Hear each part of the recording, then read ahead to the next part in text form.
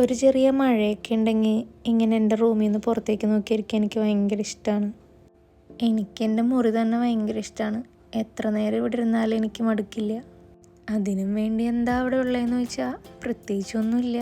പക്ഷേ ഞാനും എൻ്റെ റൂമും തമ്മിൽ ഒരു പ്രത്യേക ആത്മബന്ധമുണ്ട്. നിങ്ങളും അങ്ങനെയൊക്കെയാണോ?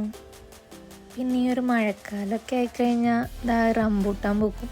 ഇവിടെ പിന്നെ അണ്ണാനും കിളികളും ഒക്കെ ഉണ്ടാവും. സൂക്ഷിച്ച് നോക്കിയാൽ നിങ്ങൾക്ക് അതിലൊരു ചിത്രശലഭത്തിന് കാണാൻ കഴിയും. നല്ല രസമാണ് അതൊക്കെ നോക്കിയിരിക്കാൻ.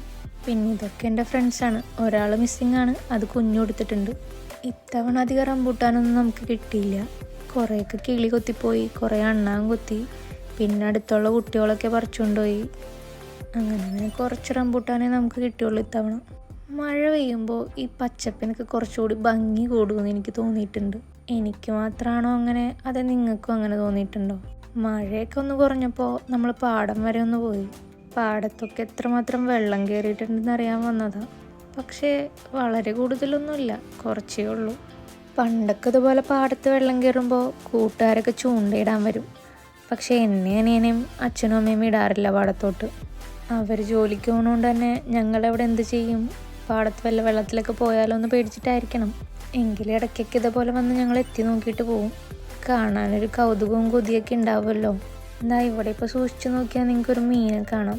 പണ്ട് ഇതേപോലെ രാത്രി ഒരിക്കൽ അച്ഛൻ്റെ കൂടെ ഊത്തൽ പിടിക്കാൻ പോയത് ഞാൻ ഓർക്കുന്നുണ്ട്. മീൻ പിടിക്കാനും അത് പിടിക്കുന്ന കാണാനും എന്നെപ്പോലെ തന്നെ നിങ്ങൾക്കും ഇഷ്ടമായിരിക്കുമല്ലേ? പണ്ടൊക്കെ ഇരുട്ട് പേടിയുള്ള ഒരാളായിരുന്നു ഞാൻ.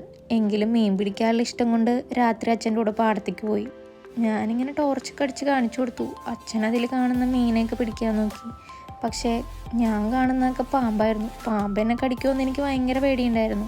അങ്ങനെ ഞങ്ങൾ 2 മീനൊക്കെ പിടിച്ചു. പിന്നെ എൻ്റെ പേടി കണ്ടിട്ടാണെന്ന് തോന്നുന്നു അച്ഛൻ പറഞ്ഞു തിരിച്ച് വീട്ടിൽ പോവാന്ന്.